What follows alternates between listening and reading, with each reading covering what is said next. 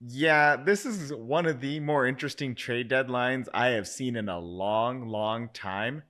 And I don't know what's going to happen here, but we're going to try and find out here today.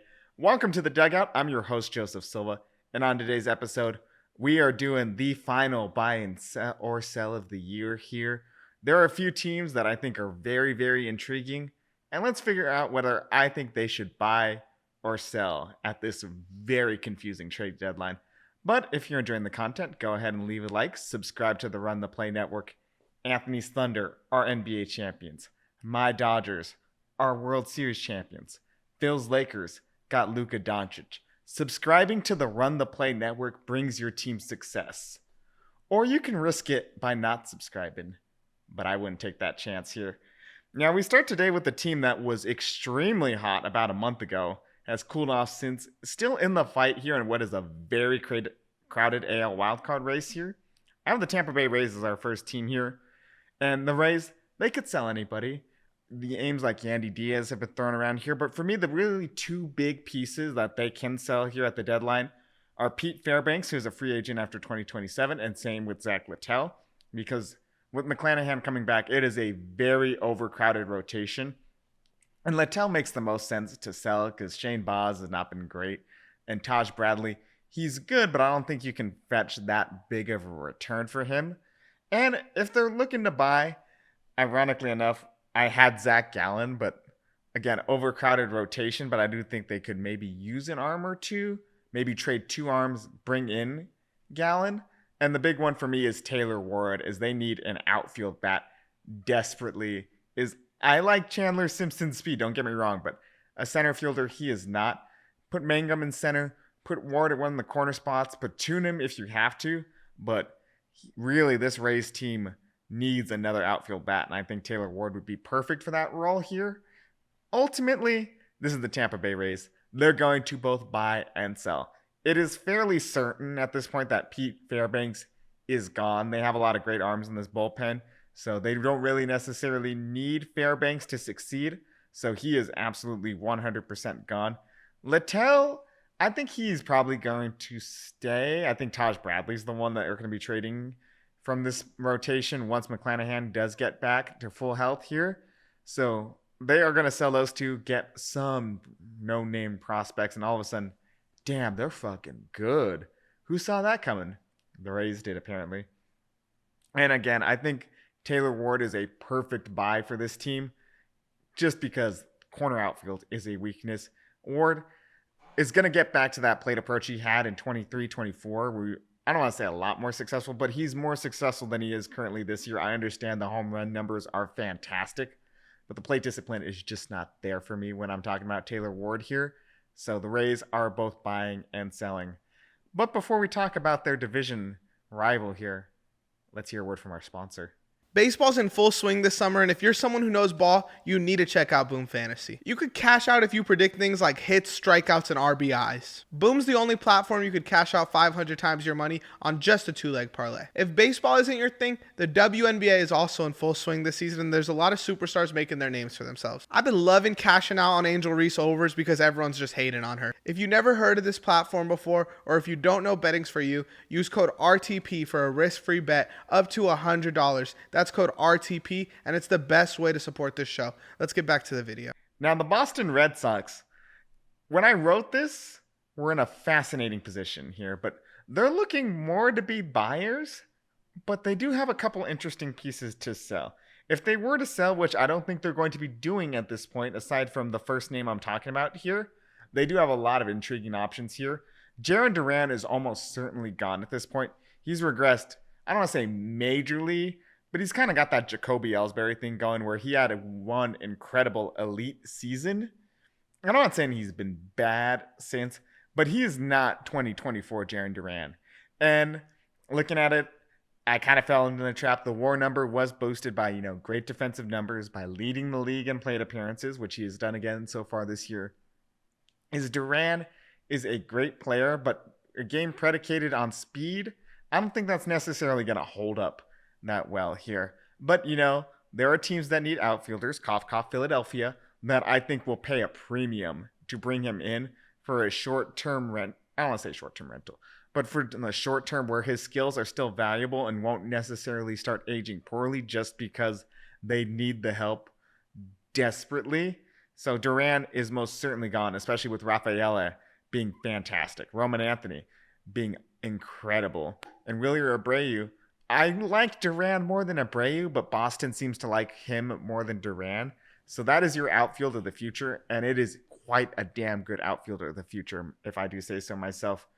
If they do somehow slip out of it in the next week, which they're not going to do, this Red Sox team has been fantastic since the Devers trade. You know, I'm not just saying this because, Dodger legend, he's on the set, but I think some team would buy Walker Buehler at the deadline. It's that classic Arrested Development joke of, well, it didn't work for the other people, but it might work for us. I get it, the 2024 postseason is so enticing. The fact that he came in and closed out Game 5, so enticing. His heroic efforts in the NLCS and World Series, I get it. You see that and you think he's in there somewhere. And if they do sell him, some team is going to buy, just because starting pitching is a very rare commodity, especially ones who are as incredible in the postseason as Buehler. He's not going to go anywhere, but he would be a damn fun piece to buy. And Aroldis Chapman would be another one that I think teams would be lining up at the door for, because he is having, again, the best season of his career.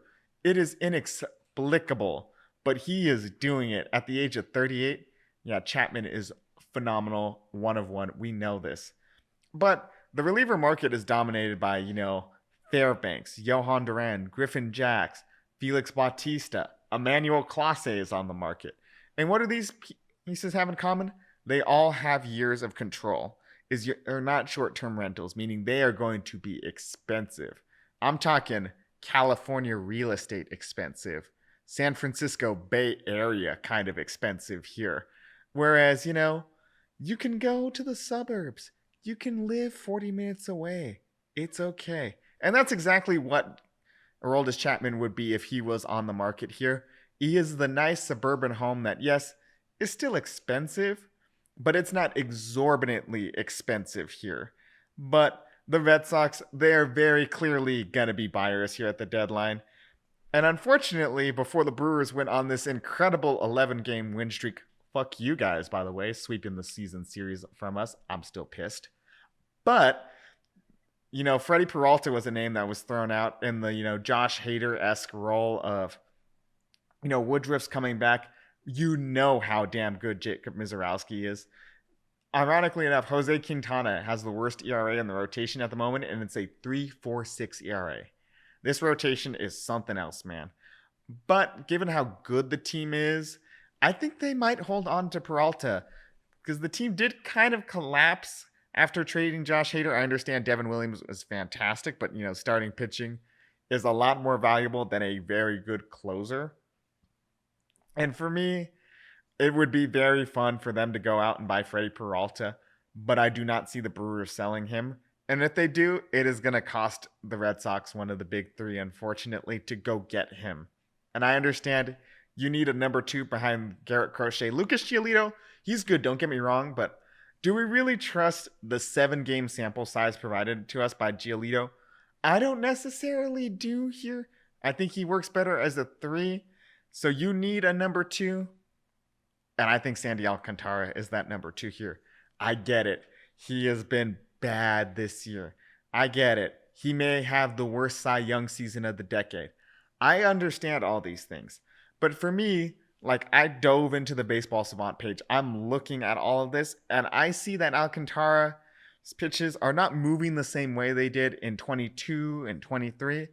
And I think it's the pitch grip here. I really, truly do believe that if he fixes his pitch grips, he can be, not the Cy Young Alcantara. Granted, it was a very weak year in the National League, but I think he can be a very good number 2 behind Crochet here, especially with the fact that, when you're looking at it, everyone knew Crochet had the best fastball of any starting pitcher when he was traded to Boston. But what made him hesitant is the fact that, he didn't really have a good off-speed pitch. And you can say, no, he did, no, he did, no, he didn't, okay? is if you look at the run value and all that and baseball savant pages, he did not have good off speed stuff. So when he came in, they developed it, they worked with him, and all of a sudden, oh my God, he might actually challenge Tarek Skubal for the Cy Young this year. Now, do I think they can pull off that kind of wizardry with Alcantara? No, not necessarily, just because, there was a great base to build off of, and they did so fantastically. But he doesn't have to be an ace here. He just has to be the number 2. I think Alcantara is very clearly going to be a Boston Red Sox. I would be surprised if he's not. Now, another team that perhaps sold their soul to the devil, and I know how that sounds given what state is in their team name to win a World Series. I think this Rangers team is fascinating. They're enigmatic almost here. Just because, we thought the hitting was going to be so damn good. This lineup looks phenomenal. Jake Berger and Jock Peterson backing up Simeon, Seager, Langford. Sign me up, man. Yeah, that's not a good lineup here. Conversely, I don't know about this rotation, man. We're relying on Rocker and Leiter. We don't know if DeGrom's going to come back healthy whatsoever. I don't trust this rotation. No, this pitching staff is fucking incredible. They're weird. They're a weird team. And they're sitting right there at the 500 bubble, right on the verge of contending in a very crowded American League here. So, what pieces could they sell here? Isn't that famous Jeff send 50 players to watch at the deadline article? You saw, Adolis Garcia is a piece that they're looking at. And I'm like, I get it. His Carter and Langford are fantastic in the outfield. They have another young outfielder, Dustin Harris, that I think necessarily isn't as good as Garcia, but I can see the fact that he's performing better than Garcia has the past 2 years, and maybe letting go of him and trying to recoup some value.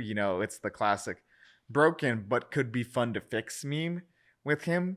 So I don't think he'd be gone. He'd be a fine DH for this team, but he is a piece they could be looking to sell here.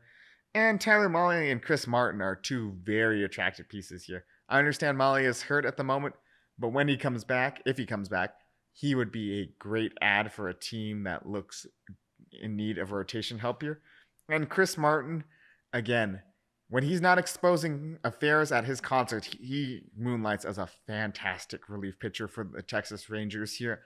And I say this as someone who really believed that Martin should have been used more in 2022. He would not have won us that series against the Padres, let's be honest here. But he is a fantastic weapon to deploy out of the bullpen, and you can never have enough bullpen help here. They can get very good returns on those. But they are in their contention window here.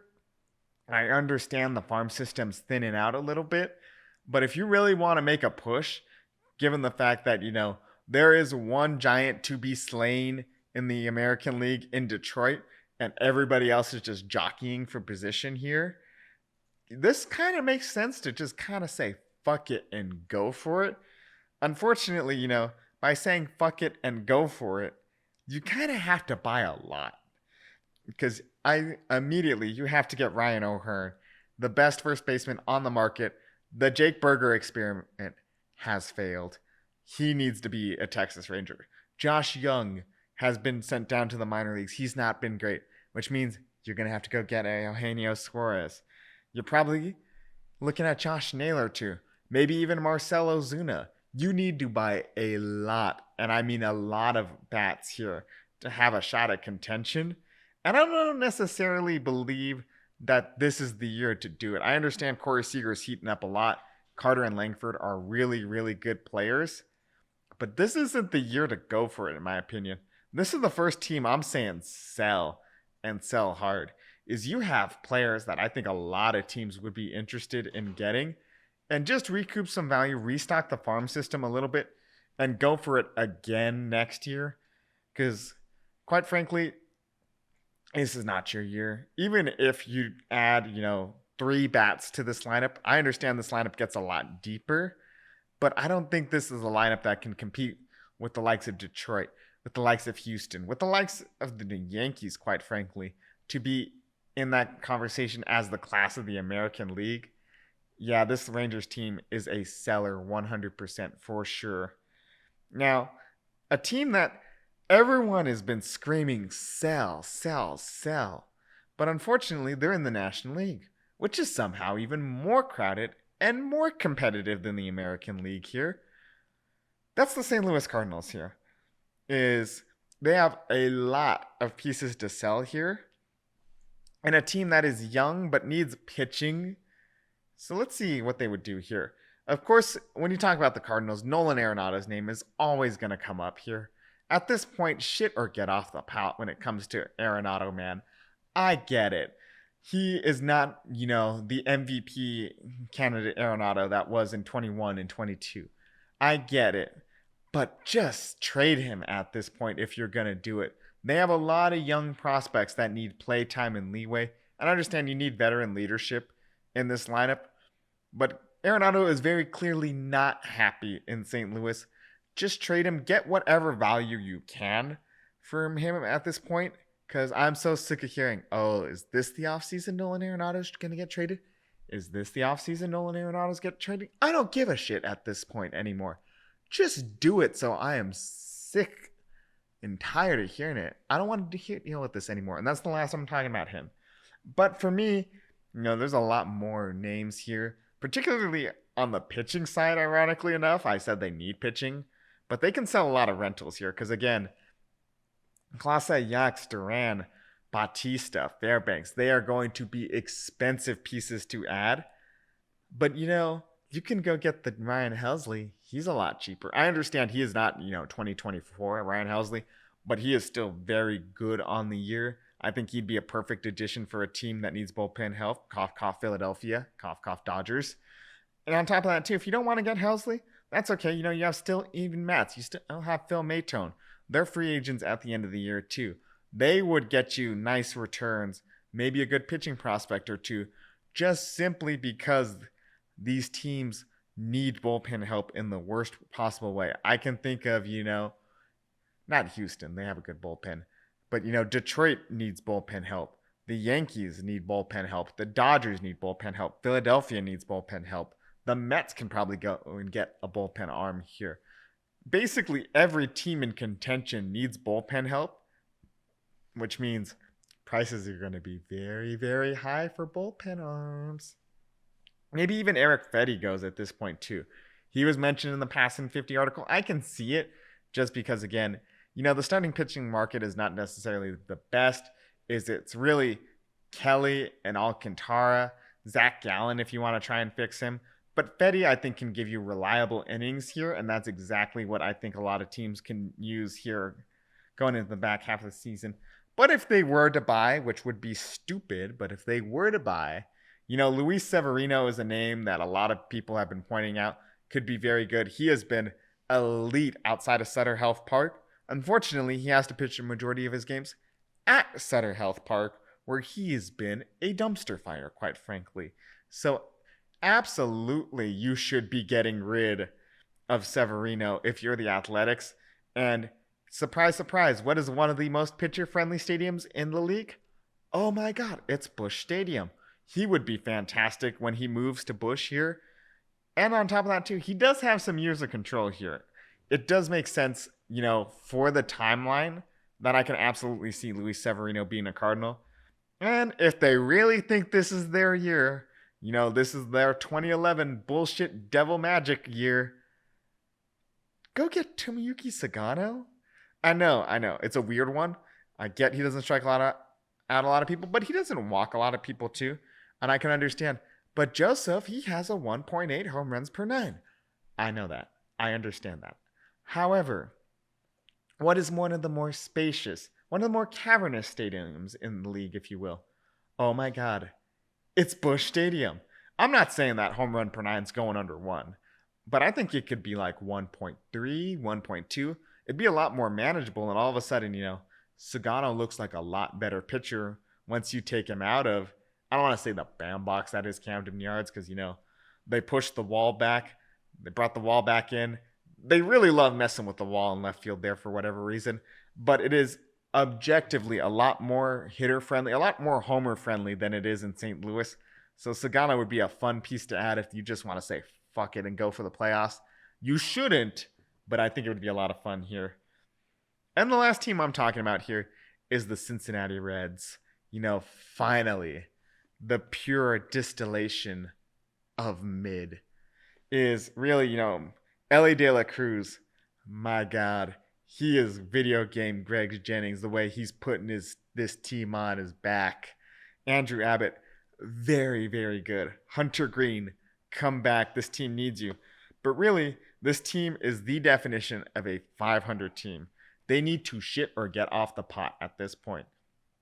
And the number one thing about this team that they need desperately is they need a bullpen arm, and they need it badly. They are blowing so many damn leads here. You think Tanner Scott was pitching for them.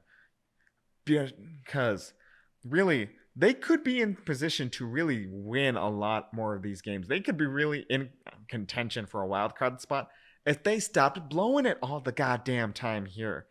So, just get a bullpen arm. Get really any of the big bats on the market here just because they play positions where the Reds offense is struggling. And of course, you're going to Great American Ballpark. Great American Ballpark. Famously, the second most homer happy stadium in the league. By the way, I looked this up when I was doing the Sagano stuff and I didn't really find a place for it, but I really have to share it for you guys because it's so fucking weird. At Dodger Stadium is the most homer happy environment in the league. It blew my fucking mind when I saw that stat. I just had to put it out there. But number 2 is Great American Ballpark, where I think, if you do get, let's say, a Marcell Ozuna, you're going to be sick of this name. Ryan O'Hearn, Josh Naylor, Eugenio Suarez, welcome back to Cincinnati. They would go off in this ballpark. Really, behind Cruz, it's a dynamic duo. You have a good enough rotation. I'm never going to advocate for this, but if you do want to get Emmanuel Clase or Johan Duran, I think that might actually be a responsible decision here. Just because, again, this team blows it all the goddamn time here. And if they stop blowing all these leads from the 7th inning onward, like even in half the games, because again, every team blows leads. Mariano Rivera blew saves, okay? I'm not saying anybody is a robot and perfect. But if you just cut that number in half, all of a sudden this Reds team is right there in the wild card race. I think they would actually hold a wild card spot here, if I'm being perfectly honest here. So yeah, you might have to be irresponsible and go get Johan Duran or Clase because this team needs it badly. However, if you want to, punt to next year, which why would you do that at this point? This is the year when the prospects and everything should be coalescing to forming not, the big red machine, but like a medium-sized red machine, like an average red machine, because you cannot punt it on another year this window. But if you do, Emilio Pagan would be a nice piece for them because he's like the one competent arm in this bullpen. He would be fine. If you want to, get weird with it, sell Nick Martinez too. He's gone after the year like Pagan. A lot of teams need him as either a starter or a reliever. We know he can do both here. He would be a good piece that can get you a return here. But for the love of God, Cincinnati, just buy. Just go for it. I understand you cannot compete with, quite frankly, the weird two-headed monster at the top of your division. But, you can compete with like New York, San Francisco, I was going to say Atlanta, not Atlanta, sorry, Anthony, or San Diego, to be teams at your rotation for that last wild card spot. Just go for it. I want to see playoff baseball in Cincinnati if they can, dethrone, which ironically enough would be Philadelphia. They would have to face in that 3-6 wild card matchup. But just go for it, man. Prove to Ellie and Hunter Green that you care and fight for it, because this National League is weird. It's crowded. Everybody's going for it. Just be a contender for once, and let's see what this young core is all about here. But was I wrong in any of my decisions? Was there a team that I should have added to this buy or sell? And more importantly, Would you overpay for Johan Duran or Emmanuel Clase? I'm leaning no, but after watching my Dodgers, I may just have to at this point. Please be okay, Tanner Scott. Let me know in the comments down below. As always, if you enjoyed the content, go and leave a like, subscribe to the Run the Play Network, and don't forget on the way out, play ball.